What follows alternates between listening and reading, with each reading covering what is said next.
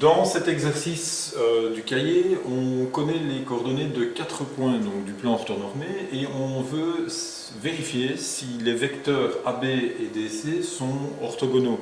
Alors pour pouvoir solutionner cet exercice, on va utiliser donc, la propriété vecteurs orthogonaux. Donc, les vecteurs orthogonaux sont des vecteurs simplement dont les directions sont perpendiculaires.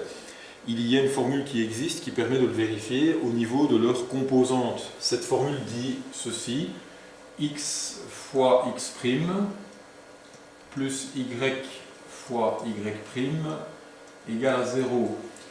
Il s'agit donc des composantes du premier vecteur, composante horizontale du premier vecteur multipliée par la composante horizontale du second, pour le premier produit.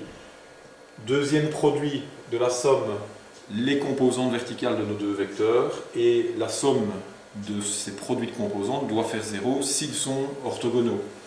On va donc commencer par calculer les composantes des deux vecteurs. Donc au niveau du vecteur AB, nous avons donc comme calcul de composantes, pour la première composante, l'extrémité moins l'origine, donc 3 moins 1 comme première composante, et comme seconde composante, 4 moins 1.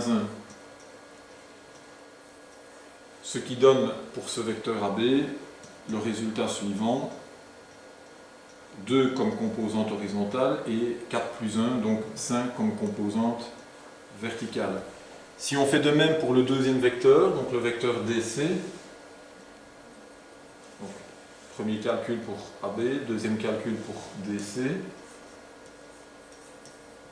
même formule. Le calcul des composantes se fait par soustraction des coordonnées du point extrême moins du point origine. Au niveau de DC, donc ça donne 0 moins 5 comme composante horizontale au niveau des abscisses et 0 moins 2 comme composante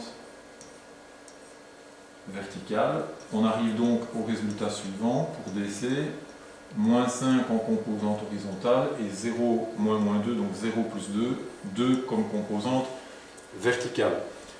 À partir de là, nous allons utiliser la formule. Donc x fois x' plus y fois y' doit être égal à 0. Donc x fois x', ça va donc être le produit des composantes horizontales de deux vecteurs. 2 fois moins 5 plus y fois y', à savoir les composantes verticales au niveau d'un produit. 5 pour le premier fois 2 pour le second.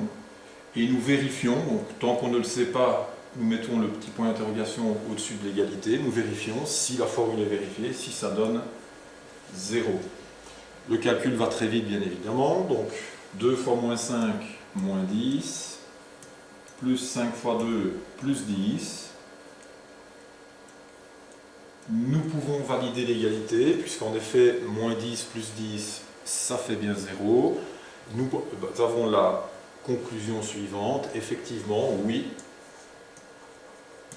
les deux vecteurs sont orthogonaux.